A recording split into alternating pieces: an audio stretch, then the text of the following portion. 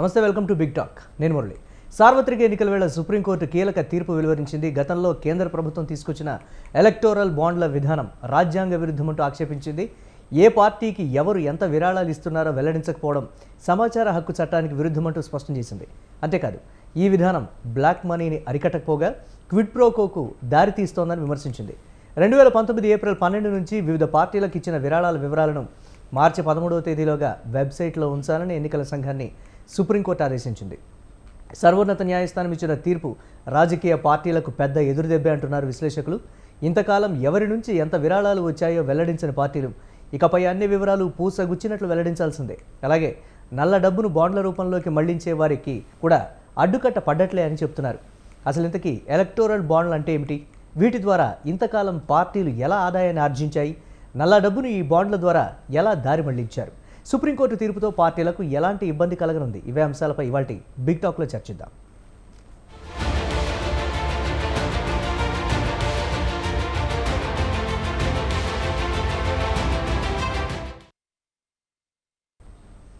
Supreme court ఇచ్చినటువంటి తీర్పు రాజకీయ పార్టీలు ఏ విధంగా చూస్తున్నాయి? నిజంగా నల్లధనానికి అడ్డుకట్ట వేయగలవా, లేకపోతే క్విడ్ ప్రోకోకి దారి తీస్తుందని సుప్రీంకోర్టు అభిప్రాయపడ్డటువంటి విధానంతో రాజకీయ పార్టీలు నిజంగా ఏకీభవిస్తాయి? ఇంతకాలం కూడా రాజకీయ పార్టీలకి వచ్చినటువంటి విరాళాలు కావచ్చు, లేకపోతే మా పార్టీ తరఫున ఇంత ఫండ్ ఉంది, మేము విమానాలు కూడా కొనగలం, అటువంటి కెపాసిటీ మాకుందని గర్వంగా చెప్పినటువంటి పార్టీలు కూడా ఇప్పుడు ఇటువంటి తీర్పుతో ఏ విధమైనటువంటి ఆలోచనలు పడతాయి? తరువాత తదుపరి కార్యాచరణ ఆయా పార్టీలు ఏ విధంగా చూస్తాయి? ఆర్థిక పరంగా ఆ పార్టీలు నిలదొక్కునేటువంటి పరిస్థితులు ఏంటి? ఇదే అంశాలకు సంబంధించి వాటి బిగ్ టాక్లో చర్చిద్దాం.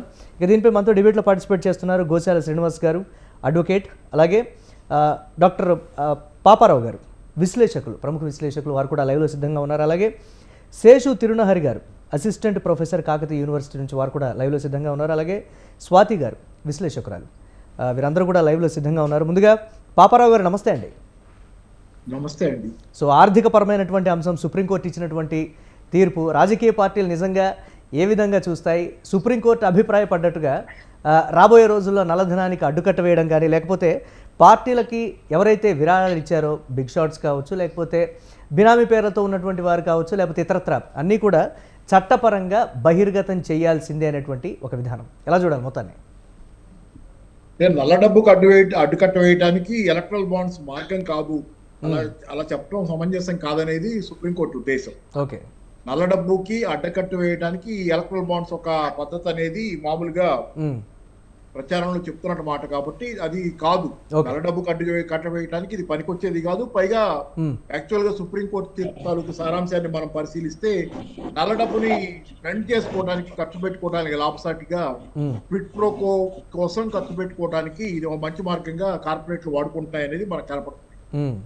దీనిలో ప్రధానంగా ఏంటంటే సుప్రీంకోర్టు చెప్పిన తీర్పులోని సారాంశం ఒకటి, ఇది రైట్ టు ఇన్ఫర్మేషన్ విరుద్ధం అనేది.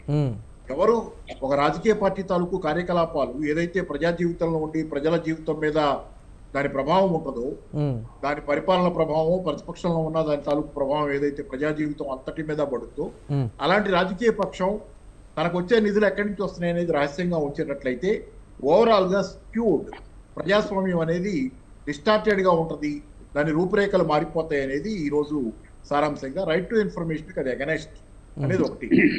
అది దేనికి, ఇంకో దానికి ఐటీ చట్టానికి కూడా వ్యతిరేకం అనేది. మన ఇన్కమ్ ట్యాక్స్ చట్టం ప్రకారంగా ట్రాన్సాక్షన్స్ క్లియర్ గా ట్రాన్స్పరెంట్ గా ఉండాలని, మనం చేసే ట్రాన్సాక్షన్స్ లో ఆన్లైన్ లావాదేవీలు ఇంతకు మించితే చెక్ ఇవ్వాలి, ఇట్లాంటివన్నీ ఎందుకున్నాయంటే ట్రాన్సాక్షన్స్ ట్రాన్స్పరెంట్ గా ఉండాలనే దానికోసమే చాలా ఇట్లాంటివి పెట్టుకున్నాం. కాబట్టి ఏంటంటే ఇది కూడా ఐటీ చట్టానికి కూడా వ్యతిరేకం. ఒకటి ఆర్టీఐకి వ్యతిరేకం, రెండు ఐటీ చట్టానికి వ్యతిరేకం. కాబట్టి ఇంకొకటి కూడా ప్రధానంగా చూస్తే మనకి ఇక్కడ కనపడేది ఏంటంటే కంపెనీస్ చట్టం ప్రకారం కూడా మామూలుగా కార్పొరేట్ యాంగిల్ చూస్తే కంపెనీల చట్టంలో కూడా దీని తాలూకు ఇబ్బందులు ఉంటాయి అనేది కూడా, అంటే దరిదాపు చాలా చట్టాలని ఇది కార్పొరేట్ బాండ్లు ఉల్లంఘిస్తున్నాయనే దాన్ని ఈరోజు సుప్రీంకోర్టు పాయింట్అవుట్ చేసి చాలా బ్రహ్మాండమైనటువంటి తీర్పు, 5 జడ్జీల బెంచ్ ఇచ్చిన తీర్పు, విశాలమైన బెంచ్, అది మామూలు ఒక సింగిల్ జడ్జి కాదు, 3 జడ్జీలు కాదు, 5 జడ్జీల బెంచ్ తీర్పు. కాబట్టి అసాధారణమైనటువంటి రీతిలో ఈ రోజు, ఎందుకంటే ఈ మధ్య కాలంలో వస్తున్న తీర్పులు అంటలేదు కానీ మధ్యలో కాలంలో జరుగుతున్న పరిణామాల్లో చాలా వరకు ఏంటంటే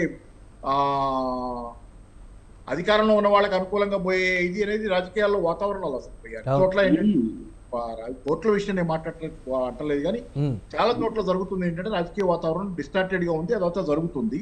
దానిలో ఈ రోజు చంద్రచూడ్ గారి నేతృత్వంలోని ఈ బెంచ్ ఇచ్చిన తీర్పు చాలా గొప్ప నిర్ణయం. ఇది ప్రజాస్వామ్యాన్ని కాపాడటంలో ఒక మేజర్ మైలురాయి. పైగా ఈ మధ్యకాలంలో మీకు జరిగిన పరిణామాల్లో మీరు గమనిస్తే చీఫ్ జస్టిస్ ఆఫ్ ఇండియాని ఎలక్షన్ కమిషనర్ ఎన్నుకునే ఫోరం దాని నుంచి పక్కన పెట్టి prime minister, opposition leader plus ఇంకొకళ్ళు క్యాబినెట్ అనుకుంటాం వాళ్ళతో ముగ్గురుతో చీఫ్ జస్టిస్ ఆఫ్ ఇండియాని పక్కన పెట్టేశారు. ఇట్లాంటి వాటికి భయపడే కావచ్చు బహుశా నేను అనుకుంటాను. చీఫ్ జస్టిస్ ఆఫ్ ఇండియా పక్కన పెట్టడం ఏంటంటే ఆ కోరంలో తనకి బలం ఉండాలనేది బహుశా పాలకపక్షం తాలూకు ఆలోచన అయితే కావచ్చు. కాబట్టి ఓవరాల్ ఏంటంటే ఈ నిర్ణయం చారిత్రకమైంది.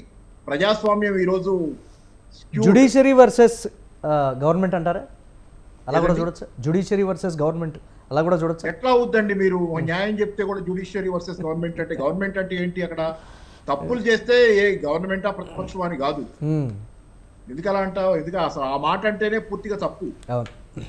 గవర్నమెంట్ కి అగెనెస్ట్ గా వెళ్లాలని తీర్పు ఇవ్వలేదు కదా, అక్కడ అన్యాయం జరుగుతుంది, సరైనది కాదు వ్యవహారం అని చెప్పించారు తీర్పు. ప్రతిపక్షం చేతిలో ఉన్న పనులైనా ప్రతిపక్షం చేసిన తప్పులైనా బహుశా సుప్రీంకోర్టు కానీ ఇట్లాగే తప్పట్టు ఉండేది. చట్ట ప్రకారం గవర్నమెంట్ అగెనెస్ట్ ఏముంది దీనిలో? You should not see it as government. ఇవాళ గవర్నమెంట్ లో ఒకళ్ళు ఉంటారు, రేపు ఇంకోళ్ళు ఉంటారు.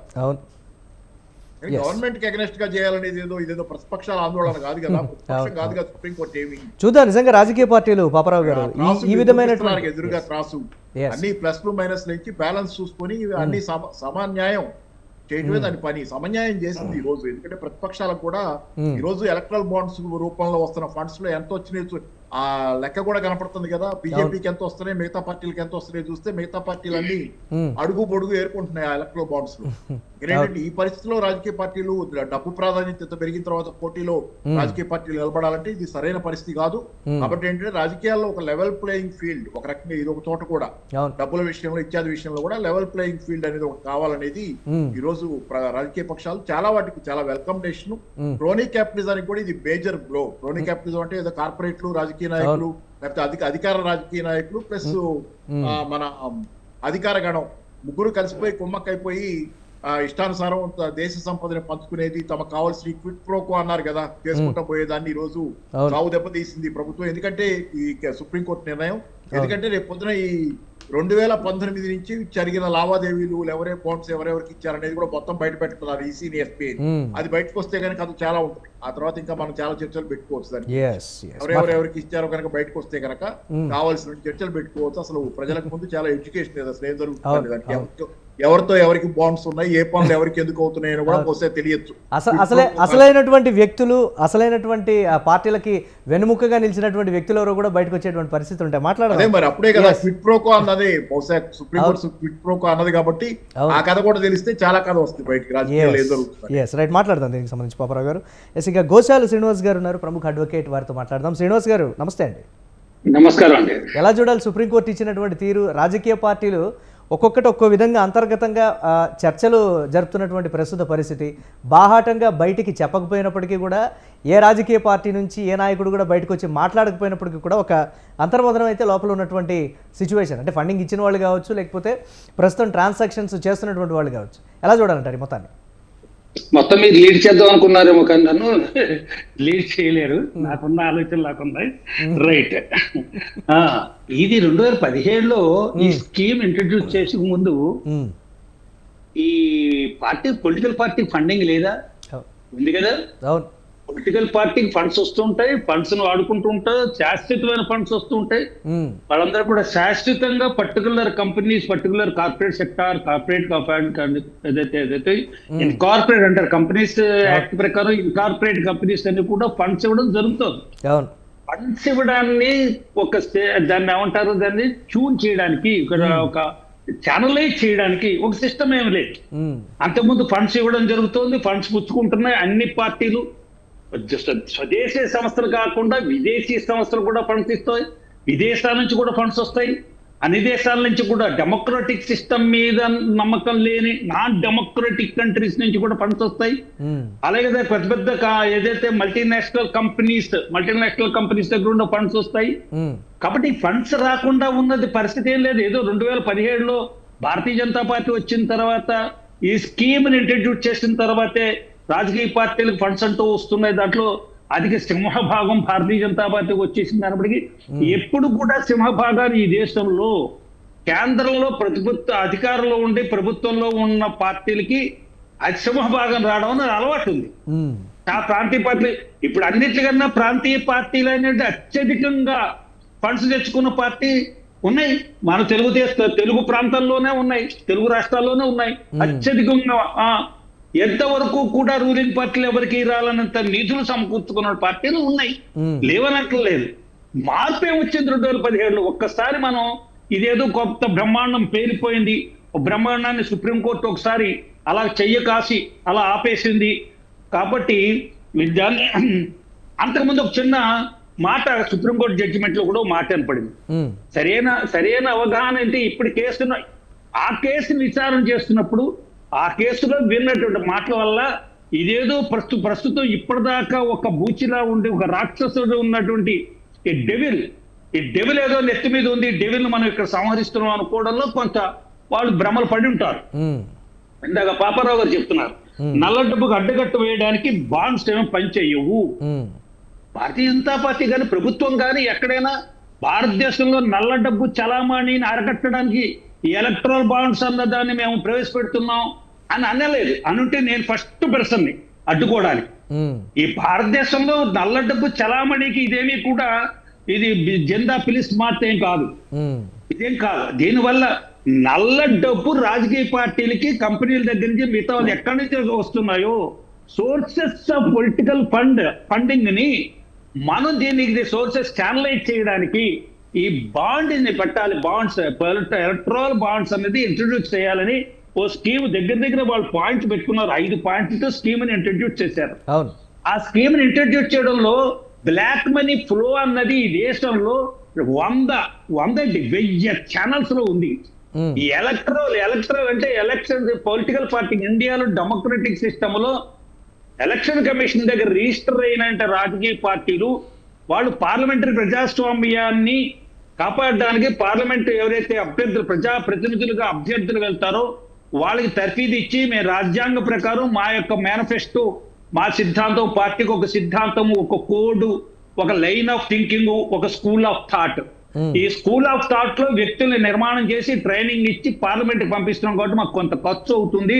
ఆ ఖర్చును మేము ప్రభుత్వం ప్రజల దగ్గర నుంచే తీసుకోవాలి, లేదా సంస్థల దగ్గర తీసుకోవాలి. ట్రస్ట్ బోర్డులు కానీ ఎవరైనా సరే ఈ కార్పొరేట్ కంపెనీల దగ్గర కూడా తీసుకోవడానికి వెసులుబాటు ఉంది కాబట్టి చట్టపరంగా, న్యాయపరంగా, రాజ్యాంగపరంగా తీసుకుంటున్నాం. కానీ ఎవరెంత ఇస్తున్నారో అనేది జమా ఖర్చులు ఏ పార్టీకి అని తెలుస్తున్నాయో తెలియదు. వీళ్ళు డిస్క్లోజ్ చేస్తే తప్ప. వీళ్ళు డిస్క్లోజ్ చేయాలని చెప్పి ఎలక్షన్ కమిషన్ దగ్గర రిజిస్టర్ అయినప్పుడు వాళ్ళ కండిషన్ ఉంది, మీరు బ్యాంక్ అకౌంట్ ఓపెన్ చేయాలి, త్రూ బ్యాంక్ మీరు తీసుకోవాలి, పార్టీ అంతా కూడా త్రూ బ్యాంక్ ద్వారానే మీ యొక్క ఆర్థిక వ్యవహారాలు నడపాలి, మీరు మళ్ళీ మాకు అకౌంట్ చెప్పాలి.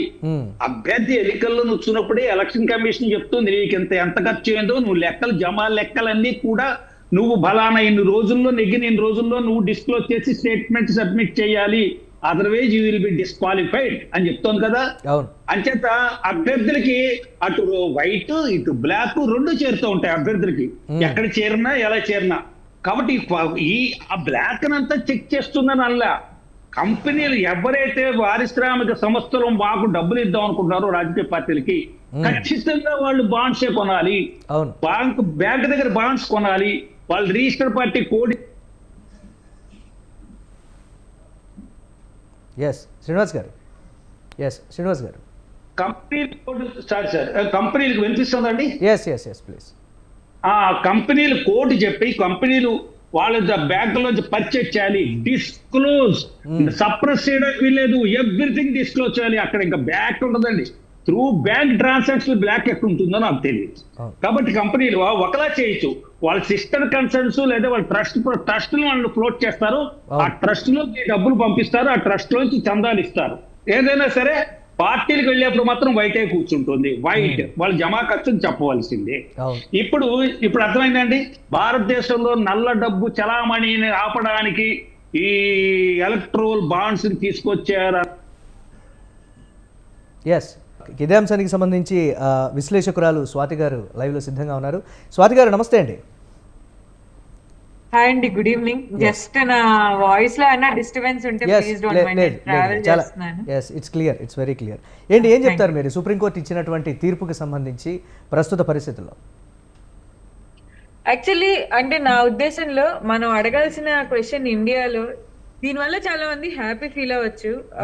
ఒకంత వరకు మన వ్యవస్థలో ఏదైతే ఒపేసిటీ ఉందో, అంటే సుప్రీంకోర్టు కూడా రిఫర్ చేసింది ఆ మాటని, ఈ డార్క్నెస్ ఉందో, డబ్బులు ఎక్కడి నుండి వస్తున్నాయి, మన జీవితాలని ప్రతిరోజు ఇంపాక్ట్ చేస్తున్న పబ్లిక్ పాలసీస్ ఎవరి కోసం షేప్ చేస్తున్నారు, నిజంగా పబ్లిక్ పాలసీలు మన కోసమే రూపొందిస్తున్నారా లేదా కొంత బిగ్ పాకెట్స్ ఉన్న వాళ్ళ కోసం వీటిని డిజైన్ చేస్తున్నారా? ఇవన్నీ ఎవ్రీ సింగిల్ డే చదువుకున్న యంగ్స్టర్స్ ని, మిడిల్ క్లాస్ వాళ్ళని ఇబ్బంది పెట్టే ప్రశ్నలు.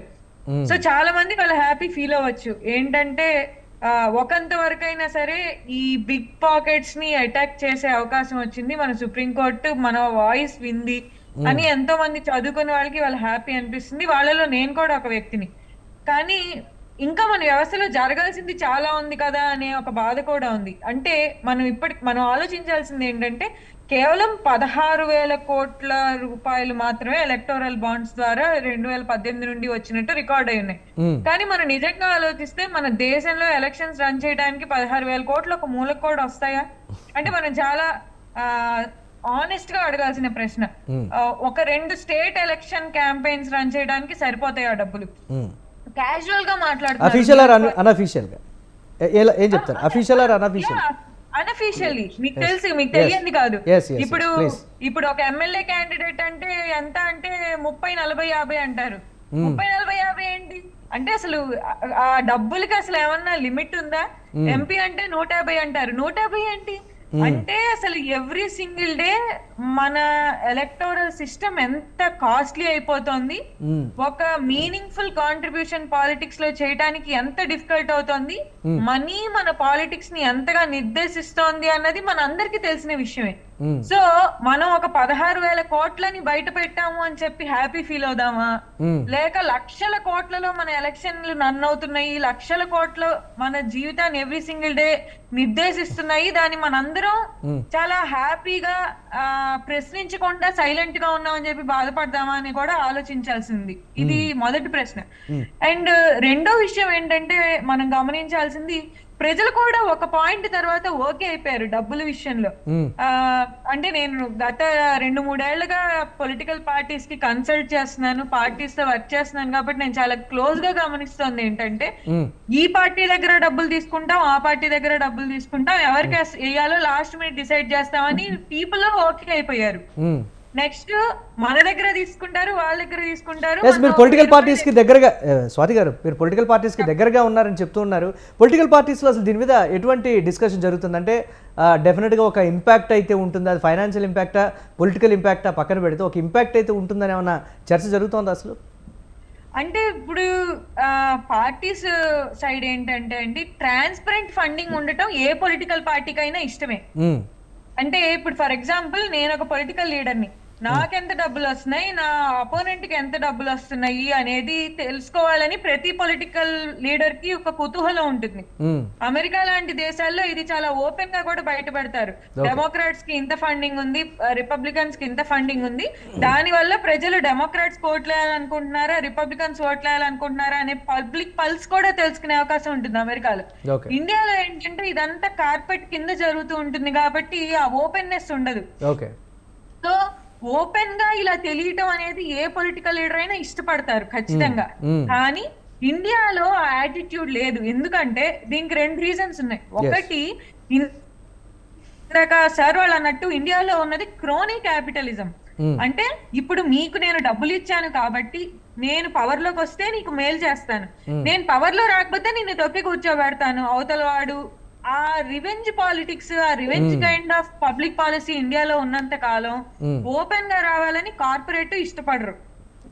దాంతో పాటు రెండోది ఏంటంటే పార్టీస్ కి అటాచ్ అయ్యి ఉన్న బిజినెసెస్ ఉన్నాయి. అంటే మీకు తెలియంది కాదు, అది కింద ఒక కాంట్రాక్టర్ దాకా మనకి అవును. ఒక political party comes with its own economy. కొన్ని కేసెస్ విషయంలో కూడా ఇప్పుడు సుప్రీంకోర్టు ఇచ్చినటువంటి తీర్పు ప్రకారం కొన్ని కేసెస్ విషయంలో కూడా ఆ పార్టీలకు వీరు ఇంత ఫండ్స్ ఇచ్చారు, అంత ఫండ్స్ ఇచ్చారు, లేకపోతే వీరు కీలకంగా ఉన్నారనేటువంటిది కూడా బహిర్గతం అవుతుంది అనేటువంటి ఒక టెన్షన్ కూడా ఉన్నటువంటి మాట అయితే వాస్తవం. స్వాతి గారు మాట్లాడదాం దీనికి సంబంధించి. రైట్, ఇక శేషు తిరునహరి గారు ఉన్నారు, అసిస్టెంట్ ప్రొఫెసర్ కాకతీయ యూనివర్సిటీ నుంచి వారు. శేషు గారు నమస్తే అండి. నమస్కారం. ఎస్, పార్టీస్ మీద ఉండేటువంటి పొలిటికల్ ఇంపాక్ట్ ఏమైనా ఉంటుందంటారా అసలు దీనికి సంబంధించి? ఎలా చూడాలంటారు దీన్ని? ఈరోజు సుప్రీంకోర్టు ఇచ్చినటువంటి తీర్పు ఎలక్ట్రల్ పాలిటిక్స్ లో మనీ కీ రోల్ పోషిస్తున్నటువంటి ఈ తరుణంలో సుప్రీంకోర్టు ఇచ్చినటువంటి ఈ తీర్పుని ఆహ్వానించాల్సిందే.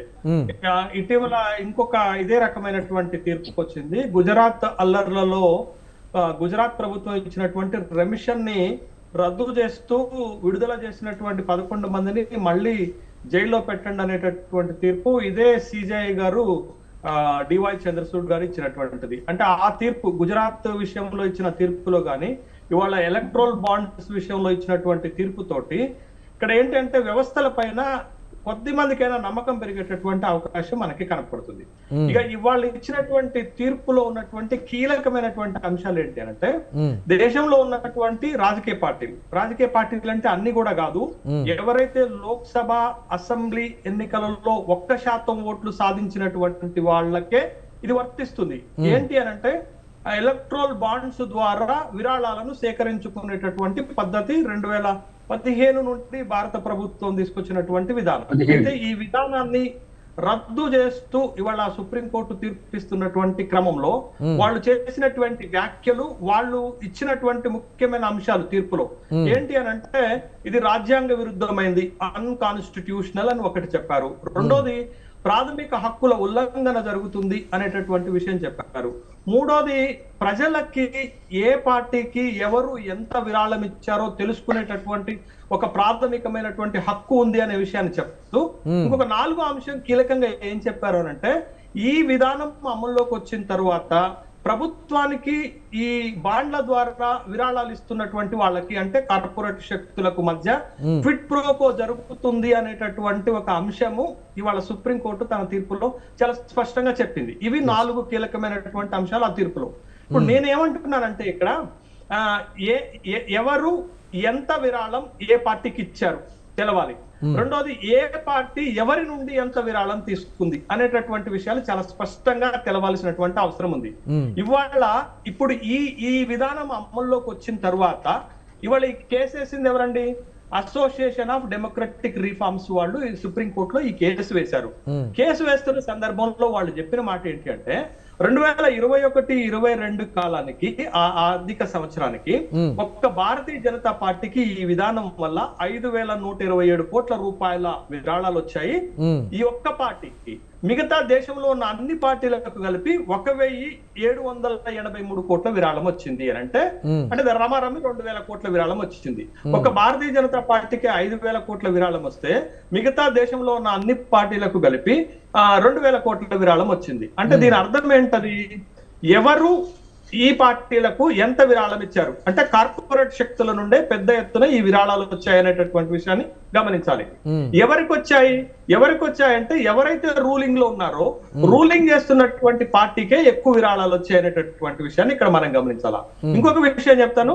2022-23 ఆర్థిక సంవత్సరంలో భారతీయ జనతా పార్టీకి ఈ ఎలక్ట్రల్ బాండ్స్ ద్వారా 13,000 కోట్ల రూపాయలు వస్తే కాంగ్రెస్ పార్టీకి 171 కోట్లు వచ్చాయి. అంటే ఎవరికి వస్తున్నాయి? ప్రభుత్వాలలో ఉన్నటువంటి పార్టీలకే ఈ బాండ్స్ ఎలక్ట్రల్ బాండ్స్ ద్వారా ఎక్కువ విరాళాలు వస్తున్నాయి. ఎవరి నుండి వస్తున్నాయి? దేశంలో అక్రమంగా సంపాదన ఆర్జిస్తున్నటువంటి కార్పొరేట్ శక్తుల నుండి పెద్ద ఎత్తున విరాళాలు వస్తున్నాయి. ఎందుకు వస్తున్నాయి అంటే ప్రభుత్వం నుండి వాళ్లకు కావలసినటువంటి రాయితీలు, వాళ్ళకు కావలసినటువంటి పర్మిషన్స్ వస్తాయన్న ఆశతోటే వీళ్ళు అధికారంలో ఉన్నటువంటి పార్టీలకు పెద్ద ఎత్తున విరాళాలు ఇస్తున్నాయి. అది స్టేట్ లో అదే కనపడుతుంది, సెంట్రల్ లో కూడా అదే కనపడుతుంది. కాబట్టి ఇక్కడ క్విడ్ ప్రోకో అనేది ఈ విధానం ద్వారా పెద్ద ఎత్తున జరుగుతుంది అనేటటువంటి విషయాన్ని సుప్రీంకోర్టు నమ్మింది. కాబట్టి ఇవాళ ఎలక్ట్రల్ బాండ్స్ సిస్టాన్ని ఇమీడియట్ గా స్టాప్ చేయండి, ఆపేయండి అనేటటువంటి ఒక స్పష్టమైనటువంటి తీర్పునిస్తూ ఇంకొకటి ఏం చెప్పారంటే మార్చి 6వ తారీఖు వరకు 2019 నుంచి ఇప్పటి వరకు ఏ పార్టీలకు ఎంతెంత విరాళం వచ్చిందో SBI మాకు రిపోర్ట్ ఇవ్వాలి. స్టేట్ బ్యాంక్ ఆఫ్ ఇండియా సమాచారం అంతా ఉంటుంది. వాళ్ళు మాకు రిపోర్ట్ ఇవ్వాలి. మార్చి 13 వరకు కూడా మొత్తం ప్రజలకు తెలియజేయాలనేటటువంటి ఒక స్పష్టమైనటువంటి తీర్పును కూడా ఇందులో ఇవ్వటాన్ని మనం ఆహ్వానించాల్సిందే. కాబట్టి ఇవాళ ఈ విధానం ద్వారా ఈ పార్టీలు సేకరిస్తున్నటువంటి విరాళాలు ఇవాళ మొత్తం కూడా ఎలక్షన్ పాలిటిక్స్ మొత్తం మార్చి 13 వరకు మొత్తం కూడా వివరాలన్నీ కూడా బయటకు చెప్పాలి అని అంటే దానివల్ల పొలిటికల్ ఇంపాక్ట్ ఆయా పార్టీల మీద ఉంటుందంటారా? అది ఎంతవరకు ఉంటుంది? ఖచ్చితంగా. ఇప్పుడు ఇంకొక 2 నెలల్లో ఈ దేశంలో జనరల్ ఎలక్షన్స్ జరగబోతున్నాయి, లోక్సభ ఎన్నికలు జరగబోతున్నాయి. లోక్సభ ఎన్నికలకు ముందు జరిగినటువంటి ఈ పరిణామం ఖచ్చితంగా ఆయా పార్టీల పైన ప్రభావం చూపెడుతుంది. ఎందుకనంటే ఇట్లా వచ్చినటువంటి ఈ విరాళాల ద్వారానే కదా పెద్ద ఎత్తున ఇవాళ ఎన్నికల్లో ఆయా పార్టీలు డబ్బులు ఖర్చు పెట్టి ప్రజాభిప్రాయాన్ని డబ్బులతో మార్చుతున్నటువంటి వ్యవహారాలను మనం చూస్తున్నాం కదా. కాబట్టి ఖచ్చితంగా ఈ తీర్పు రాబోయేటటువంటి లోక్సభ ఎన్నికలపైన ఎంతో కొంత ప్రభావం చూపడుతుంది. వస్తున్నటువంటి ఫ్లో ఆఫ్ ఫండ్స్, ఎక్కడి నుంచి వస్తున్నటువంటి ఫ్లో ఆఫ్ ఫండ్స్ లో ఒక పారదర్శకత ఉండాలా, ఒక అకౌంటబిలిటీ ఖచ్చితంగా ఉండాలా అనేటటువంటి విషయం స్పష్టమవుతుంది. ఇవాళ ప్రజల ముందు పెట్టాల్సినటువంటి అంశం ఏంటి అని అంటే ఇన్ని వేల కోట్ల రూపాయల విరాళాలు ఎవరిచ్చారు, ఏ ప్రయోజనాలను ఆశించి ఇచ్చారు అనేటటువంటి అంశం ఇక్కడ స్పష్టంగా కావాల్సినటువంటి అంశం ఉంది. అధికారంలో ఉన్న పార్టీలకి ఇంత పెద్ద ఎత్తున ఎందుకు వస్తుంది అనేటటువంటి విషయం స్పష్టమవుతుంది కదా. ఎస్ రైట్, మాట్లాడదాం శేషు గారు దీనికి సంబంధించి. పాపారావు గారు, మీరు ఆర్థిక నిపుణులుగా కూడా ఉన్నటువంటి పరిస్థితి ఉంది. ఫైనాన్షియల్ ఇంపాక్ట్ అనేది ఆయా పార్టీల వల్ల ఇప్పుడు మార్చి 13 వరకు అందరి వివరాలు కూడా వెల్లడించాలి అనేటువంటి దానికి సంబంధించి ఫైనాన్షియల్ ఇంపాక్ట్ పడితే ఖచ్చితంగా పొలిటికల్ ఇంపాక్ట్ కూడా ఎంతో కొంత ఉంటుంది అనేటువంటి మాట కూడా తేటతెల్లమవుతున్నటువంటి పరిస్థితి. ఈ కోణాన్ని ఎలా చూడాలంటారు? ఖచ్చితంగా నేను ఇందా చెప్పింది అదే. ఈ పేర్లన్నీ బయటకు వస్తే అసలు కదా అప్పుడు మొదలవుద్ది. SBI నుంచి కనుక ఎవరెవరికి ఎట్లా ఇచ్చారు అనేది బయటకు వస్తే అసోసియేటింగ్ దెమ్ చాలా నడుస్తుంది కదా. మెయిన్ స్ట్రీమ్ మీడియాలో నడవకపోతే సోషల్ మీడియాలో నడుస్తుంది. చాలా పెద్ద చర్చ నడుస్తుంది. చాలా పెద్ద చర్చకి ఇది టిప్ ఆఫ్ ది ఐస్బర్గ్. ఇందాక ఆమె మేడం విఠల్ శర్మ గారు అన్నది పేరు నాకు కనపడుతున్న స్క్రీన్ మీద అంతవరకు. అన్నదానిలో ఏంటంటే ఇది 16,000 కోట్ల ఇంకా చాలా జరుగుతున్నాయి. True, but she's right. కానీ ఏంటంటే హార్నెస్ నెస్ట్ అనే దాన్ని ఈ రోజు కదిలిచ్చారు. ఇది ఇంకా చాలా రాబోతున్నాయి బయటికి. జస్ట్ ఈ రోజు పంక్చర్ వాజ్ మేడ్. దాని నుంచి రాబోయే పరిణామాలు ఇంకా చాలా విషయాలు బయటకు వస్తాయి. ఎందుకంటే ఆ వివరాలు బయటకు వస్తే సర్వేలు కూడా తలకిందులు అవుతాయి అనేటువంటి ఒక మాట కూడా వినిపిస్తుంది. అట్లా కాదు కానీ many things happen. Middle classes మీద ఎఫెక్ట్ ఎక్కువ ఉంటుంది.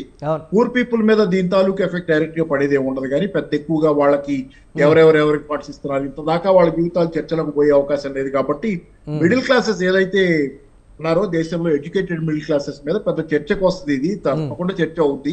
అది రియల్ గా if it is allowed to go to the logical conclusion. Supreme court చెప్పిందంతా ఈ రోజు వాళ్ళు బయట పెట్టాలని చెప్పారు. మళ్ళీ రేపు పొద్దున దీనికి ఏమన్నా రాజ్యాంగబద్ధంగా మళ్ళీ దీనికి ఆటంకాలు కల్పించే అవకాశం అయిపోయిన వాటి గురించి కాదు, భవిష్యత్తులో చూసుకోండి ఇలాంటి ఏమైనా అడిషనల్ పిల్స్ పడి లేకపోతే ఇంకోటి పడి ఏం జరుగుతుందో తెలియదు. కాబట్టి but as of now court తీర్పు ప్రకారం జరగబోయే పరిణామాల్లో మొత్తం అంతా చాలా బయటకు వస్తాయి అనేది అనుకోవాలి. అంటే అందుకని రెండోది ఏంటంటే అమెరికా గురించి అంటే కొంచెం మేడం ముందు అమెరికా గురించి నేను అనేది ఏంటంటే American democracy is worse than India's. అమెరికాలో లాబీలు ఓపెన్ గానే చేస్తున్నారంటే ఓపెన్ గా జనాలు కూడా అనుకుంటున్నారు American system is working for corporates అని అమెరికన్ జనాలే అనుకుంటున్నారు. ఓపెన్ గా ఇస్తున్నారు అనేది నిజమే. కార్పొరేట్ ఫండ్స్ ఓపెన్ గా పార్టీలకు ఇచ్చే ఫండ్స్ ఓపెన్ గానే ఉంటాయి, ట్రాన్స్పరెంట్ గానే ఉంటాయి. అందుకే అమెరికా జనం కూడా చాలా ఓపెన్ గానే అనుకునేది ఏంటంటే ఈ గవర్నమెంట్ మంది కాదులే కార్పొరేట్లు అనేది జనాల మేజర్ కంక్లూజన్. ప్యూ సర్వే కూడా అదే చెబుతుంది. ప్యూ అనే అమెరికన్ మేజర్ సర్వే ఆర్గనైజేషన్ చెప్పేది కూడా ఏంటంటే ఈ గవర్నమెంట్ మాది కాదని అమెరికా జనాలు అనుకుంటున్నారు. కాబట్టి అమెరికా జనాలు ఎవరు ఇది పెద్ద డెమోక్రసీ అనుకుంటారు కామన్ పీపుల్.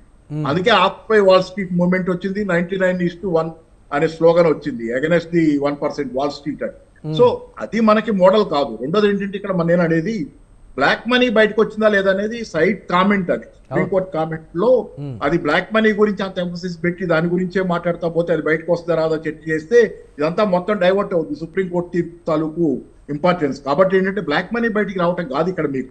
అందుకని ఏంటి వాళ్ళ పేర్లు బయటకు వస్తే కనుక చాలా ప్రస్తావనలు వస్తాయి.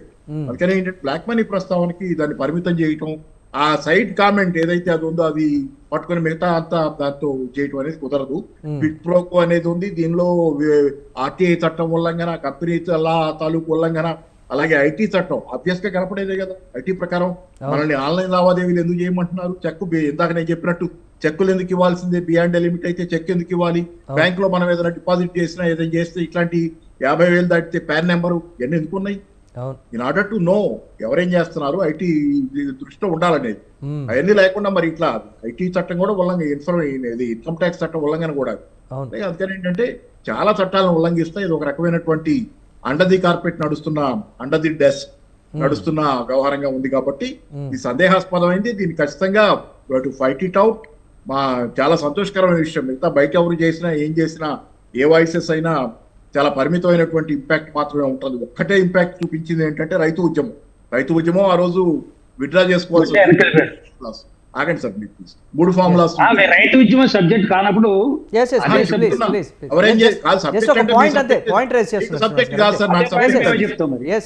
యాంకర్ ఈస్ దేర్, మీరు యాంకరింగ్ కూడా చేయదు ప్లీజ్. శ్రీనివాస్ గారు, పాపారావు గారు జస్ట్ ఒక పాయింట్ పిచ్ చేశారు అంతే. Please check yourself. మధ్యలో మీరు వచ్చి మాట్లాడారు కాబట్టి నేను చెబుతున్నాను. పాపారావు గారు, శ్రీనివాస్ గారు శ్రీనివాస్ గారు పాపారావు గారు ప్లీజ్ శ్రీనివాస్ గారు ప్లీజ్. మీరు అన్ని సబ్జెక్టులు మాట్లాడుతుంటే టైం ఏది? శ్రీనివాస్ గారు ప్లీజ్. శ్రీనివాస్ గారు let him speak 1 minute let him speak please. Srinivas గారు ఆగండి సార్. మీరేంటి శ్రీనివాస్ గారు ప్లీజ్ 1 minute. మీరన్నా నేను నువ్వు ఎక్కువ మాట్లాడుతున్నావు, నేను మీరన్నాను, శ్రీనివాస్ గారు శ్రీనివాస్ గారు ప్లీజ్. చెవుడు కూడా వస్తే నేనేం చేయలేను ప్లీజ్. మనం చర్చించుకుందాం ప్లీజ్. చర్చించుకుందాం. దేశంలో ఒకే ఒక ఉద్యమం ప్రభావం చూపించింది అది. కాబట్టి అట్లాంటి ప్రభావశీలమైన ఏమీ లేవు కాబట్టి జరుగుతున్న ప్రాసెస్ ఆపడానికి కోర్టు అనేది ఈ రోజు చెప్పినటువంటి జడ్జిమెంట్ అనేది మేజర్ ఎఫెక్ట్ చూపించేది. మామూలుగా జరుగుతున్న ఉద్యమాల్లో ప్రభావశీలమైన ఏమీ లేకుండా పోయింది. కాబట్టి ఏంటంటే రైతు ఉద్యమం తర్వాత ఏ ప్రభావం లేదు, చాలా చోట్ల జరుగుతున్న వాటిని చూస్తా ఊరుకోవటమే అవుతుంది. కాబట్టి ఈ సందర్భంలో చూసుకుంటే మేజర్ ఎఫెక్ట్ ఇది అనేది రైట్ మాట్లాడదాం. శ్రీనివాస్ గారు మీరు ఇందాక మాట్లాడుతున్నప్పుడు కట్ అయింది, ప్లీజ్ కంటిన్యూ. ఇప్పుడు క్విట్ ప్రోకో అన్నది కామెంట్ ఎందుకు చేస్తారో తెలియదు. ఎందుకంటే ఇవాళ ఈ బాండ్స్ ని ఇంట్రడ్యూస్ చేసినప్పుడు the introduction of the scheme of electoral bond అనేది గవర్నమెంట్ మినిస్టర్ ఆఫ్ ఫైనాన్స్ దగ్గర వస్తుంది. 5 పాయింట్లు చెప్పారు. 5 పాయింట్లు కూడా ఏదో మొట్టమొదటిసారి భారతదేశంలో ఈ కార్పొరేట్ కంపెనీలు, కార్పొరేట్ సెక్టార్ నుంచి పొలిటికల్ పార్టీలకి ఫస్ట్ టైం ఏదో ఫండింగ్ వెళ్తోంది, విరాళాలు వెళ్తున్నాయి. అంతకుముందు విదేశీ విరాళాలు, లేకపోతే మల్టీనేషనల్ కంపెనీస్ విరాళాలు, ఇంకా ఏమైనా any organisation from external sources నుంచి వస్తుంది. ఫస్ట్ టైం ఏం కాదు. దీన్ని స్కీమ్ చేస్తూ ఛానలైజ్ చేయడానికి దీంట్లో ఎక్కడా కూడా ఏదైతే రాజకీయ పార్టీలకి బ్లాక్ మనీ వస్తుందో దాన్ని చెక్ చేద్దాం అన్న ఉద్దేశం ఉంటే ఉండొచ్చు. దాన్ని చెక్ బ్లాక్ మనీ కాకుండా ఈ బాండ్స్ పర్చేజ్ చేయాలి బ్యాంక్స్ దగ్గర నుంచి. ఎవ్రీ ఇయర్ జాన్యువరిలో దీన్ని ఓపెన్ చేస్తారు. 10 days మాత్రమే టైం ఉంది. ఈ బాండ్స్ ఇది బేరర్ బాండ్ మనం జాగ్రత్త పెట్టుకోవాలి. దాన్ని నెగోషియబుల్ ఇన్వెస్ట్మెంట్ యాక్ట్ ప్రకారం బేరర్ బాండ్ ని డిఫైన్ చేశారు. ఈ బేరర్ బాండ్ అంటే కిసాన్ వికాస్ పత్రాలు, ఇందిరా వికాస్ పత్రాలు అటువంటివి. ఈ బాండ్స్ ఏ పొలిటికల్ పార్టీకి వాళ్ళు ఇస్తారో వాళ్ళు అన్ని పొలిటికల్ పార్టీకి పంచుతారు. తేడా ఏమిటంటే వాళ్ళు శాతం తేడా ఉంటుంది, పర్సంటేజ్ తేడా ఉంటుంది. అన్ని పొలిటికల్ పార్టీలకి, అన్ని కంపెనీలు అందరూ చందాలు ఇస్తారు. అన్ని పార్టీలకి అందరూ చందాలు ఇస్తారు. కాబట్టి ఈ విరాళాలు వీళ్ళు 15 రోజులు వాళ్ళ దగ్గర హోల్డ్ చేసుకోవచ్చు. అది ఇస్తే టైం లిమిట్ ఉంది. ఆ టైం లిమిట్ లో ఎన్కాష్ చేసుకోవాలి. ఎన్కాష్ చేస్తాం ఏంటంటే అక్రాస్ ది కౌంటర్ కాదు, త్రూ దేర్ బ్యాంక్స్. బికాజ్ వాళ్ళ బ్యాంక్ అకౌంట్ కూడా ఎలక్షన్ కమిషన్ దగ్గర రిజిస్టర్ చేసుకుని ఉన్నారు. ఆ బ్యాంక్ అకౌంట్ ద్వారా నుంచే వాళ్ళు తీర్చుకోవాలి. కాబట్టి ఎలక్షన్ కమిషన్ కి ఏ బాండ్లు ఎక్కువ ఏ పార్టీకి లేదు చెప్పగలరు. అక్కడ కూడా ఏమి కూడా రాష్ట్రం లేదు. కానీ పార్ట్స్ కొన్నవాళ్ళ పేర్లు తెలియవు, బ్యాంకే తెస్తుంది. అక్కడ కూడా స్టేట్ బ్యాంక్ లో వాళ్ళ అకౌంట్ ద్వారానే పర్చేజ్ చేయాలి. ఏ కంపెనీ ఎన్ని బాండ్లు పర్చేజ్ చేస్తుంది అన్నది తెలుస్తుంది. ఏ కంపెనీ ఏ పార్టీకి ఇచ్చింది అన్నది తెలుస్తుంది. ఏమీ లేదు, చక్కగా అన్ని కూడా సిస్టమేటిక్ గా రికార్డ్ అయితే. ఓకే. ఇక్కడ రైట్ టు ఇన్ఫర్మేషన్ నుంచి ఇది ఒకటే కాదండి ఎగ్జామ్ట్ అవుతా, చాలా ఎగ్జామ్ట్ అయ్యాయి. ఆ కోర్టుల్లో జడ్జెస్ ఇన్కమ్ ఎవరు చెప్పక్కర్లేదు, ఎవరిని అడగక్కర్లేదు, ఎక్కడా కూడా అకౌంటబిలిటీ లేని వాళ్ళందరూ కూడా దాంట్లో ఉన్నారు.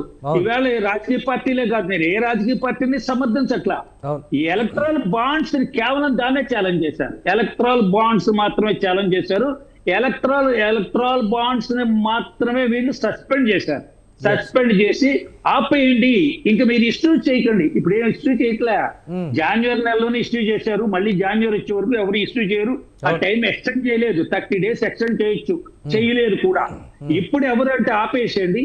మొన్న జనవరి నెలలో మీరు ఇష్యూ చేసిన 2019 నుంచి ఇప్పటిదాకా ఏ కంపెనీలు మీ దగ్గర బాండ్స్ పర్చేస్ చేశారు, ఏ కంపెనీలు ఏ పొలిటికల్ పార్టీ అకౌంట్ ఇచ్చారు, ఏ పొలిటికల్ పార్టీ వాళ్ళ యొక్క అకౌంట్ నుంచి వాళ్ళు డ్రా చేసుకున్నారు, ఇదొక్కటి సిస్టమేటిక్. రేపు మార్చి 13లోగా ఇచ్చేయాలి, ఇచ్చేస్తారు. 6వ తారీఖు దాకా ఇచ్చేయనట్టున్నారు గడువు.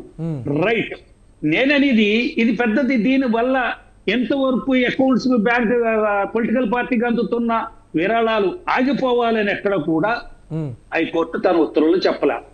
హైకోర్టు కేవలం జడ్జిమెంట్ ఇచ్చింది, ఎగ్జామిన్ చేసింది ఏంటంటే, స్క్రూటినీ చేసింది the release of electoral bonds. ఈ బాండ్స్ సిస్టమ్ ఏదైతే ఉందో దాన్ని ఆపేసింది. అంతేగాని పొలిటికల్ పార్టీస్ మీరు ఫండ్స్ తీసుకోవడానికి వీల్లేదు అనలేదు, కంపెనీస్ మీరెవరు కూడా ఫండ్స్ ఇవ్వడానికి వీల్లేదు అనలేదు. కంపెనీ యాక్ట్ ని అమెండ్ చేసుకున్నారు, అమెండ్ చేసుకోలేదు, కంపెనీ యాక్ట్ లో ఉంది. ఏమిటి, they have a right to donate or subscribe or fund release funds to the activities. అన్ని యాక్టివిటీస్ పెట్టుకున్నారు, దాంట్లో చాలా యాక్టివిటీస్ ఉన్నాయి. గ్రీన్ కోర్ కూడా యాక్టివ్ ఉంది, చాలా వెల్ఫేర్ మెజర్మెంట్స్ అన్ని ఉన్నాయి, వాటర్ వర్క్స్ ఉన్నాయి, అన్ని ఉన్నాయి. దాంతో పాటు రాజకీయ పార్టీలకు కూడా విరాళాలు ఇచ్చేటువంటి అంశం ఉంది.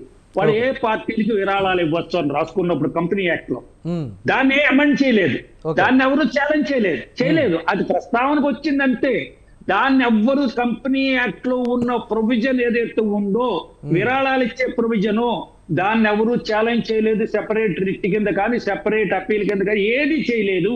Still it is there. 2017 income tax act 2017 income tax act బిల్లులో రాజకీయ పార్టీలకు వచ్చిన చందాలు విరాళాలు డిస్క్లోజ్ చేయక్కర్లేదు అని ఉంది. అది కంటిన్యూ అవుతోంది. దాన్ని కూడా ఎవరు ఛాలెంజ్ చేయలేదు, దాన్ని కూడా విచారణ తీసుకోలేదు.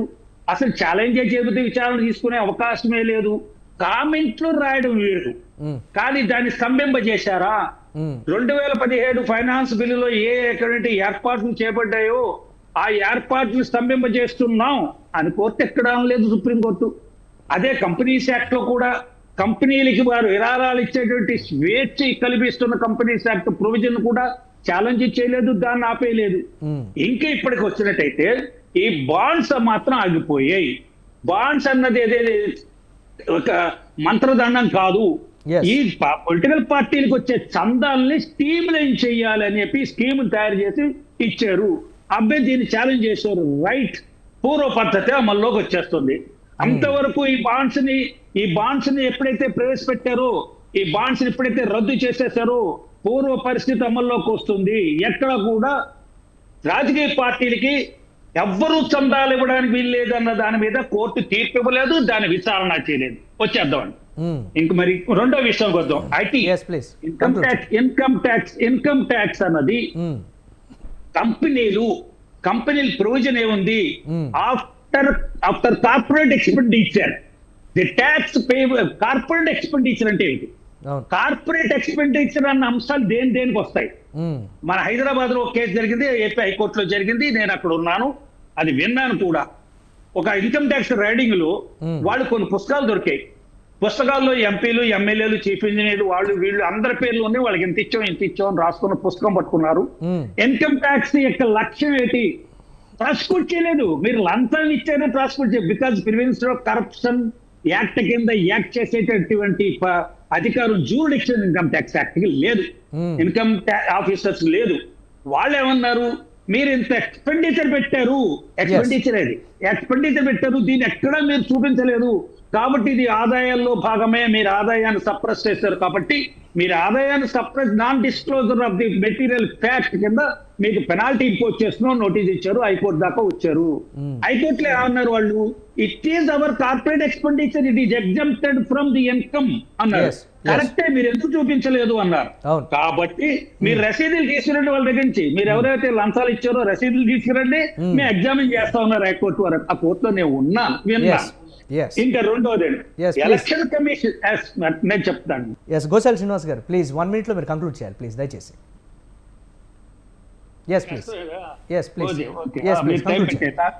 నాకు ఒక్కడికి టైం పెట్టారు, చాలా సంతోషం. ఎలక్షన్ కమిషన్ నిర్మాణ కాన్స్టిట్యూట్ చేసేప్పుడు మీకు ఇంతవరకు కూడా చట్టాన్ని సవరించుకోలేదు.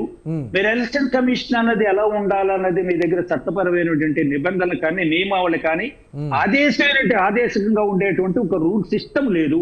ఆ సిస్టమ్ తయారు చేసే వరకు మీరు ఎవరిని మీరు ఎలక్షన్ కమిషన్ అపాయింట్ చేస్తారు, ఎవరిని చేయొచ్చు, ఎవరి క్వాలిఫికేషన్స్ ఏమిటి, దాని మార్గ నిర్దేశకాలు ఏమిటి అనేది లేదు. కాబట్టి మీరు నిర్దేశకాలు తయారు చేసిన వరకు మీరు ప్రస్తుతం ఒక 3-man కమిటీ వెయ్యండి.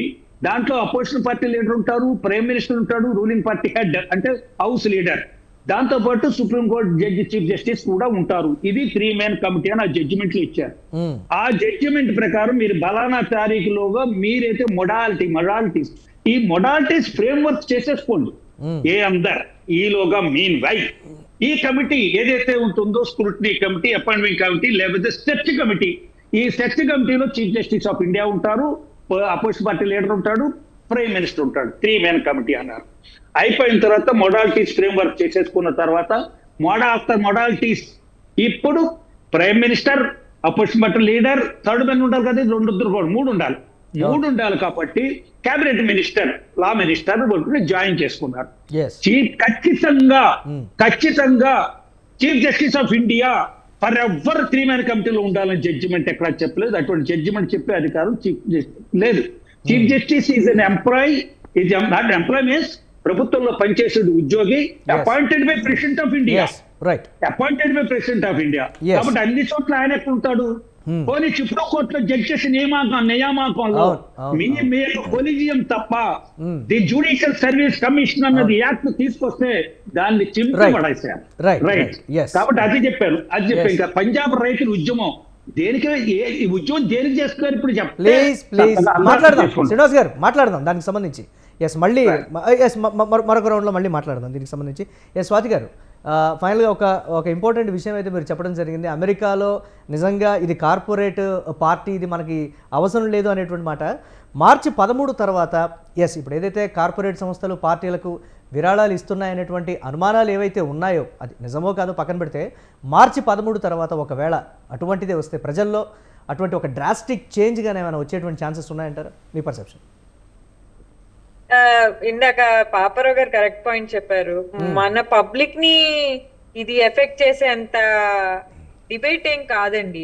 ఇది ఏంటంటే మిడిల్ క్లాస్ ఎడ్యుకేటెడ్, అంటే మనం ఓటర్స్ ని క్లాసిఫై చేస్తే అంటే ఎవ్రీ 5 years కి ఓటర్లో వచ్చేటువంటి ఒక చైతన్యం కావచ్చు, మార్పు తీసుకురావాలనేటువంటి విధానం కావచ్చు. సరే, ఎంతవరకు ఆలోచిస్తున్నారు ఏంటి అనేటువంటి పాయింట్ పక్కన పెడితే, డెఫినెట్గా మాత్రం ఒక మార్పు తీసుకొద్దామా అనేటువంటి ఒక కోణానికైతే ఇది దారి తీయదంటారా మార్చి 13 తర్వాత? అంటే ఒక డిబేట్ స్టార్ట్ అవుతుంది, కానీ ఆ డిబేట్ మన ఓటింగ్ ని ఎఫెక్ట్ చేసే అంత లెవెల్లో లేదు అనేది మా పర్సెప్షన్ అండి, నా పర్సెప్షన్. ఎందుకంటే నిన్న ఇండియా టుడే వాళ్ళు mood of the nation survey చేశారు. దాని ప్రకారం చాలా ఇంట్రెస్టింగ్ ఫైండింగ్ చూడండి. పిఎం మోడీ దేనికి ఆయన గుర్తు పెట్టుకుంటారు ఇండియన్స్ అంటే 42% మంది రామ మందిరం కట్టినందుకు గుర్తు పెట్టుకుంటారట. 19% మంది భారతదేశాన్ని అంతర్జాతీయ పొజిషన్ లో నిల్చోబెట్టినందుకు, 12% మంది ఆర్టికల్ 370ని రద్దు చేసినందుకు, 9% మంది పాకిస్తాన్ మీద సర్జికల్ స్ట్రైక్ చేసినందుకు, 6% మంది డిమానిటైజేషన్ కి, 6% మంది COVID-19 కి, కేవలం 5% మంది కరప్షన్ కి వ్యతిరేకంగా పోరాటం చేసిందని గుర్తుపెట్టుకుంటారు అని India today mood of the nation survey చెప్పింది. అంటే మన ప్రయారిటీస్ ఎక్కడున్నాయో మనకు అర్థం అవుతున్నాయి. సో దీని వల్ల ఇప్పుడు కరప్షన్ కి వ్యతిరేకంగా ఒక జడ్జిమెంట్ వచ్చినందువల్ల మోడీ గారి ఇమేజ్ దెబ్బతింటుంది అనుకోవడం కానీ, అలాగే నిస్వార్థమైన రాజకీయాలు చేయాలి అని వచ్చే యువత గాని, పొలిటికల్ పార్టీస్ గాని బాగుపడిపోతారు అని ఏమి మనం అనుకుంటే మనం భ్రమలో బతుకుతున్నట్టే. ఇండియన్ పొలిటికల్ వ్యవస్థ కాన్స్టెంట్ గా ముందుకెళ్తోంది. టు దట్ ఎక్స్టెంట్ మనం హ్యాపీ ఫీల్ అవ్వాలి. ఇలాంటి డిబేట్ చేసే రోజు వచ్చినందుకు మనం హ్యాపీ ఫీల్ అవ్వాలి. కానీ చెయ్యాల్సింది అయితే ఖచ్చితంగా చాలా చాలా ఉంది. ఎస్పెషల్లీ ఎవరైతే ఇప్పుడు నాలాంటి యంగ్స్టర్స్ కూర్చుని డిబేట్స్ చేస్తున్నామో, రేపు నిజంగా మేము వెళ్ళి ఓటేసేటప్పుడు నా కులాన్ని గానీ నా మతాన్ని గానీ చూడకుండా నేను ఓటేయగలిగిన రోజు నాకు మాట్లాడే హక్కు ఉంటుంది. సో నేను డిబేట్ లో కూర్చుని మాట్లాడతాను, సోషల్ మీడియాలో మాట్లాడతాను, బట్ ఓటేసేటప్పుడు నా కులం వస్తుంది, లేకపోతే నాకు నా ఫేవరెట్ హీరో వస్తాడు, లేకపోతే ఇంకేదో ఒక పాలిటిక్స్ వస్తుంది. కానీ ఇన్ఫార్మ్డ్ పాలిటిక్స్ బేసిస్ మీద ఓటింగ్ జరిగే కెపాసిటీ ఇంకా ఇండియన్ డెమోక్రసీకి రాలేదని నా అభిప్రాయం. So that is my perception అండి. అలాగని నేనేది మరీ పెసిమిస్టిక్ గా అంతా చండాలంగా ఉంది అనే అంత డూమ్స్ డే సినారియోలో కూడా లేను. ఖచ్చితంగా ప్రోగ్రెస్ జరుగుతోంది, కానీ దిస్ ఈస్ నాట్ ఇనఫ్. అంటే మనం ఆశిస్తున్న స్థాయికి మాత్రం మార్పు లేదు. ఇంకా చాలా రాడికల్ గా మన లీస్ట్ మార్పు మొదలవుతుందంటారా ఫైనల్ గా? షూర్ అండి. అంటే ఖచ్చితంగా ఇప్పుడు ఇలాంటి జడ్జ్మెంట్ రావడమే మార్పుకు మొదలు కదా. ఒక ఏదైతే ఒక ప్రభుత్వం 10 ఏళ్ల నుండి మనల్ని పాలిస్తుంది, అండ్ ఇండియాలో మోస్ట్ పవర్ఫుల్ లీడర్ ప్రపంచంలో most powerful leader Narendra Modi గారు, వాళ్ళు ఇంట్రడ్యూస్ చేసిన ఒక రిఫార్మ్ కి వ్యతిరేకంగా సుప్రీం కోర్టు ఒక జడ్జిమెంట్ ఇవ్వగలిగిందంటే భారతదేశంలో ఇంకా డెమోక్రసీ ఉందనే కదా. అది ప్రజల్లో కూడా సమూలంగా మార్పు వచ్చి నిజంగా ఓటు వేసేటప్పుడు మీరు అన్నట్టుగా నిజంగా ఓటు వేసేటప్పుడు ఆ కోణంలో చూస్తాడా, లేకపోతే ప్రస్తుతం ఉన్నటువంటి ఓటర్ కోణంలో చూస్తాడా అనేది కూడా చూడాలి. మాట్లాడదాం దీనికి సంబంధించి. రైట్, శేషు గారు ఫైనల్గా మీరు కంక్లూడ్ చేయండి, ఏం చెప్తారు దీని మీద ఫైనల్గా? నేను ఇందాక అదే చెప్పాను, ఇలాంటి తీర్పులు వ్యవస్థల పైన నమ్మకాన్ని పెంచుతాయి అనేటటువంటి విషయం చెప్పాను. కానీ అసలు ఎలక్ట్రల్ బాండ్స్ లో ఉన్నటువంటి అత్యంత ప్రధానమైనటువంటి విషయం మన చర్చలో ఇప్పటివరకు ముందుకు రాలేదు. ఏంటంటే ఇప్పుడు బాండ్స్ అన్ని ఎవరి దగ్గర ఉంటాయండి? ఎస్బీఐ దగ్గర ఉంటాయి. ఎవరు పర్చేజ్ చేస్తారండి? ఎవరో విరాళం ఇవ్వాలనుకున్నటువంటి ఒక వ్యక్తి, ఒక ఇండివిజువల్ పర్చేజ్ చేస్తారు. పర్చేజ్ చేసినటువంటి బాండ్స్ ఒక 10 crores రూపీస్ పర్చేజ్ బాండ్ చేస్తారు. ఎవరికి ఇస్తారండి? ఎవరికి ఇస్తారంటే ఏదైనా ఒక తనకు నచ్చినటువంటి రాజకీయ పార్టీకి ఈ పర్చేజ్ చేసినటువంటి బాండ్ని ఇస్తారు. ఎట్లా ఇస్తారండి? దానిపైన ఆ పార్టీ పేరు రాసిస్తారు, అంతే తప్ప ఇస్తున్నటువంటి వాళ్ళ పేరు మాత్రం ఉండదండి. ఇది చాలా కీలక. అందుకే సుప్రీంకోర్టు ఈ విషయంలో చాలా ప్రధానంగా వచ్చింది ఏంటంటే, ఎవరు ఏ పార్టీకి ఎంత విరాళం ఇస్తున్నారు అనుకునేటటువంటి స్వేచ్ఛ, హక్కు, తెలుసుకునే హక్కు ప్రజలకు ఉంది అనేటటువంటి పాయింట్ ని ఇవాళ చాలా స్పష్టంగా తన తీర్పులో చెప్పారు. ఇస్తున్నటువంటి బాండ్ ఎంత ఇస్తున్నాము, ఏ పార్టీకి ఇస్తున్నాము అనేది ఉంటుంది, కానీ ఏ వ్యక్తి ఇస్తున్నారు అనేది ఆ బాండ్ లో ఉండదు. ఈ సమాచారం ఎవరి దగ్గర ఉంటుంది? ఎస్బీఐ దగ్గర ఉంటుంది. అందుకే సుప్రీంకోర్టు వాళ్ళ తీర్పులో ఏం చెప్పింది అని అంటే, ఎస్బీఐ దగ్గర ఉన్నటువంటి సమాచారం ఎప్పటి నుంచి 2015 నుంచి ఇప్పటి వరకు ఎస్బీఐ ద్వారా బాండ్స్ కొని ఎవరు ఎంత ఇచ్చారనేటటువంటి సమాచారం మీరు మాకు సబ్మిట్ చేయండి, అలాగే ప్రజలకు చెప్పాలి ఎవరికి ఎంత ఇచ్చామనేటటువంటిది అని డెడ్ లైన్స్ పెట్టినటువంటి తీర్పుని మనం చూసాం. ఈ సిస్టమ్ రాకముందు, ఈ విధానం రాకముందు ఉన్నటువంటి సిస్టమ్ ఏంటంటే 25,000 రూపాయల వరకు క్యాష్ ఏ పార్టీకైనా మనం క్యాష్ రూపంలో డొనేషన్ చేయొచ్చు. 25,000 దాటితే చెక్ రూపంలో ఇవ్వాలనేటటువంటి ఒక నిబంధన ఉండే. కానీ వాళ్ళు అప్పుడు ఉన్నటువంటి లోపాన్ని ఆసరాగా చేసుకొని ఏం చేశారు? వాళ్ళు 2 లక్షలు ఇవ్వాలనుకుంటే 25,000 రూపాయల చెక్కులు ఇష్యూ చేసినటువంటి సందర్భం ఉంది. తర్వాత మార్పులు వచ్చినటువంటి అమెండ్మెంట్స్ వచ్చినటువంటి సిస్టమ్లు ఏంటి అని అంటే, ఏ రాజకీయ పార్టీకైనా ఎవరైనా విరాళం ఇస్తే ఆ ఇచ్చినటువంటి విరాళం పైన ఇన్కమ్ ట్యాక్స్ ఎగ్జంప్షన్ ఉండే. ఇన్కమ్ ట్యాక్స్ ఎగ్జంప్షన్ ని తప్పించుకోవటానికి చాలా మంది బిజినెస్ పీపుల్, కార్పొరేట్ పీపుల్ పార్టీలకు డొనేషన్స్ ఇచ్చినటువంటి డొనేషన్ లో మళ్ళా రీబ్యాక్ తీసుకున్నటువంటి అంశాలు కూడా చాలా ప్రాక్టీసెస్ జరిగాయి. అట్లా ప్రాక్టీసెస్ జరగొద్దనే బ్లాక్ మనీని కంట్రోల్ చేయాలని, దీంట్లో పారదర్శకత ఉండాలనేటటువంటి విషయంతో ఈ ఎలక్ట్రల్ బాండ్ సిస్టాన్ని అప్పుడు గవర్నమెంట్ తీసుకొచ్చింది. కానీ దీంట్లో ఉన్నటువంటి లోపాలను కూడా ఆసరాగా చేసుకొని దీన్ని కూడా ఒక ఫెయిల్యూర్ సిస్టమ్ గా ఇవాళ మన ముందు నిలబెట్టినటువంటి అంశాన్ని మనం చూస్తున్నాం. కాబట్టి దీంట్లో చాలా చాలా లోపభూయిష్టమైనటువంటి అంశం ఏంటి అని అంటే, చాలా పెద్ద లాలుచి పడే విషయం ఏంటంటే దీంట్లో క్విడ్ ప్రోకో అనేది, అంటే ఎవరైతే విరాళాలు ఏ పార్టీకి అయితే ఇస్తున్నారో ఏ ప్రయోజనాలను ఆశించి ఇస్తున్నారు అనేటటువంటిది చూడాలి. ఓ పార్టీ కార్యకర్త ఒక పార్టీకి విరాళం ఇచ్చిండంటే ఆ పార్టీ మీద ఉన్నటువంటి ప్రేమతోటి ఆ పార్టీ ఇచ్చినటువంటి సిద్ధాంతానికి అట్రాక్ట్ అయ్యి ఇచ్చారు. కానీ ఒక కార్పొరేట్ బిజినెస్ సంస్థ, ఒక కార్పొరేట్ బిజినెస్ మ్యాన్ ఒక పార్టీకి కోట్ల రూపాయలలో చందా ఇస్తుండంటే వాట్ ద బిహైండ్ స్టోరీ, దాని వెనకాల ఉన్నటువంటి స్టోరీ ఏంటి, దాని వెనకాల ఉన్నటువంటి ఆశించేటటువంటి లాభదాయకత ఏంటి అనేటటువంటి విషయాన్ని మనం ఇక్కడ అబ్జర్వ్ చేయాలి కదా. అదే ఈ రోజు ఇచ్చినటువంటి తీర్పులో చాలా ప్రధానమైనటువంటి అంశం క్విడ్ ప్రోకో ఈ ఎలక్ట్రల్ బాండ్స్ ద్వారా జరుగుతుంది కాబట్టి దీన్ని స్టాప్ చేయమని సుప్రీంకోర్టు ఇచ్చినటువంటి తీర్పు. కాబట్టి ఈ విషయాన్ని లాయర్ గారు చాలా జస్ట్ గా కొట్టేశారు. కానీ వాస్తవంగా ఏంటంటే ఏ బాండ్ ఏ పార్టీకి అయితే చేరుతుందో ఆ బాండ్ ఇచ్చినటువంటి వ్యక్తి పేరు పార్టీ దగ్గర ఉండదు. ఆ పారదర్శకత కోసమే, ఆ ట్రాన్స్పరెన్సీ కోసమే ఇవాళ సుప్రీంకోర్టు ఏం చెప్పింది అంటే, ఎవరు ఏ పార్టీకి ఎంత ఇచ్చారో తెలుసుకునేటటువంటి హక్కు ప్రజలకు ఉంది.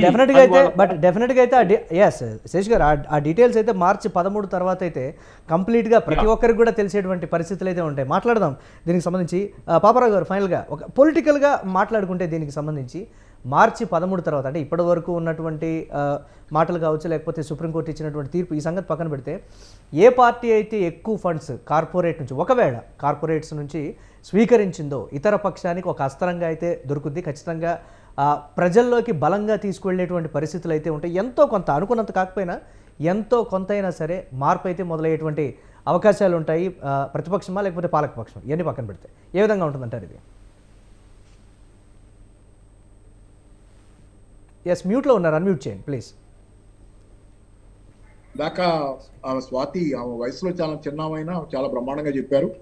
అంటే ఇప్పుడు ఆమె అన్న దానిలో కూడా నేను ఏకీభవించే దానిలో సుప్రీంకోర్టు తీర్పే ఒక ల్యాండ్ మార్క్. ఇది ఒక ల్యాండ్ మార్క్. ఇట్లాంటి ల్యాండ్ మార్క్స్ చాలా ఉన్నాయి, ఇది ఒక ల్యాండ్ మార్క్. అయితే దాంతో పాటుగా నేను చెప్పేది ఏంటంటే, ఆమె చెప్పిందని అంటే షీఈస్ ద హోప్, ఫ్యూచర్ చిన్నావు కాబట్టి ఫ్యూచర్ వాళ్ళది తరం. అంటే ఆమె అన్నది సుప్రీంకోర్టు తీర్పు హోప్ అని. కానీ ఇట్లాంటి ఆలోచనలు ఉన్నటువంటి యువతరం కూడా పెద్ద హోప్, వాళ్ళు అసలు పెద్ద హోప్. ఈ రోజు దాన్ని రిసీవ్ చేసుకోవాలి, అది ఒక విషయం. తర్వాత ఆమె చాలా బ్రహ్మాండంగా ప్రాక్టికల్ గా కూడా చెప్పిన విషయాలు చాలా బాగున్నాయి.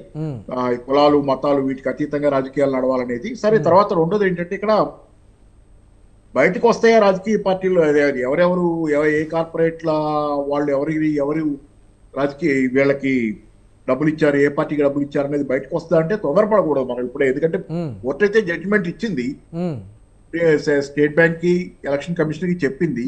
కానీ between the cup and the lip ఎన్ని స్లిప్స్ ఉండొచ్చు అనేది మళ్ళీ చాలా ఉంటాయి కదా. There are many things that can happen between the cup and the lip. ఎందుకంటే చిన్న విషయం కాదు అది. బయటికి రావడం అనేది చాలా పెద్ద పెద్ద ఇంట్రెస్ట్ వాళ్ళు ఏ రికోర్స్ తీసుకుంటారు, దీన్ని కవర్ అప్ చేయడానికి ఏ రికోర్స్ తీసుకుంటారు అనేది కూడా ఏ మార్గం. అంత తొందరపడి మనం అంత ఎలివేటెడ్ గా సెలబ్రేషన్స్ అక్కర్లేదు అనుకుంటున్నా దాని విషయంలో. కాకపోతే ఏంటంటే తీర్పు ఇవ్వడమే చాలా సాహసోపేతమైనటువంటి పరిణామాల్లో జరుగుతాయి. అంటే చాలా మైండ్ క్లియర్ గా ఉంటుంది, తాలూకు స్పష్టమైన నిర్ణయాలు, బ్యాలెన్స్, న్యాయదేవత బొమ్మ తాలూకు దానికి జస్టిఫికేషన్ గా తీర్పు ఉందని మాత్రం అనుకుంటున్నాను. రైట్. థ్యాంక్ యూ పాపారావు గారు అండ్ శేషు గారు. ప్లీజ్ కంక్లూడ్ చేయాలి ప్లీజ్. ఇప్పుడు మార్చి 13 నాడు పబ్లిక్ కి తెలవాలి ఎవరు ఎంత విరాళాలు ఇచ్చారనేటటువంటి తీర్పు ఇవాళ సుప్రీం కోర్టు ఇచ్చింది కదా. ఇప్పుడు 2022-23 ఆర్థిక సంవత్సరానికి భారతీయ జనతా పార్టీకి బాండ్ల ద్వారా వచ్చినటువంటి డబ్బులు 1300 కోట్ల రూపాయలు, కాంగ్రెస్ పార్టీకి వచ్చింది 171 కోట్ల రూపాయలు. ఇది ఎవరిచ్చారనేటటువంటి విషయం తెలుస్తుందని మనం ఆశపడుతున్నాం కదా. ఇక్కడ నేను ఒక విషయాన్ని చెప్తాను. ఢిల్లీ ప్రభుత్వానికి ఎవరు ముఖ్యమంత్రి లేకపోతే లెఫ్టినెంట్ గవర్నర్ అధికారాలు ఉంటుందా అనేటటువంటి విషయంలో సుప్రీంకోర్టు చాలా స్పష్టమైనటువంటి తీర్పు ఇచ్చింది. ప్రజలు ఎన్నుకున్నటువంటి ప్రభుత్వానికి ముఖ్యమంత్రికి మాత్రమే ఢిల్లీలో పాలనా అధికారం ఉంటుందని తీర్పు వస్తే కేంద్ర ప్రభుత్వం ఏం చేసిందండి, ఆర్డినెన్స్ తీసుకొచ్చి సుప్రీంకోర్టు ఇచ్చినటువంటి తీర్పును తొక్కిపెట్టింది. చూద్దాం అంటే శేష్ గారు అందరూ అనుకుంటున్నట్టుగా అందుకే దీనికి సంబంధించి శేష్ గారు Yes, please. తీసుకురావచ్చు కదా. ఎస్, ఇప్పుడు అందరిలో ఉన్నటువంటి ప్రశ్న ఏంటంటే అసలు పొలిటికల్ ఇన్వాల్వ్మెంట్ అంటే మీరు చెప్పినట్లుగా పొలిటికల్ ఇన్వాల్వ్మెంట్ ఎందుకు ఉంటుంది, ఒకవేళ అటువంటి ఇంపాక్ట్స్ ఉంటే ఎటువంటి పరిస్థితులు ఉంటాయి, ప్రజలు దీన్ని ఓవరాల్గా ఎటువంటి కోణంలో చూస్తున్నారు అనేది కూడా ఒక ప్రశ్నగా కూడా ఉన్నటువంటి పరిస్థితి ఉంది. చూద్దాం, మాట్లాడదాం దీనికి సంబంధించి. రైట్, థ్యాంక్ యూ పాపారావు గారు, శేషు గారు, గోశాల శ్రీనివాస్ గారు, స్వాతి గారు. బిగ్ టాక్ ఎస్ ప్లీజ్ సమయాభావం, ప్లీజ్ సమయాభావం. రైట్, థ్యాంక్ యూ అండి. ఇది వాళ్ళ బిగ్ టాక్. Stay tune.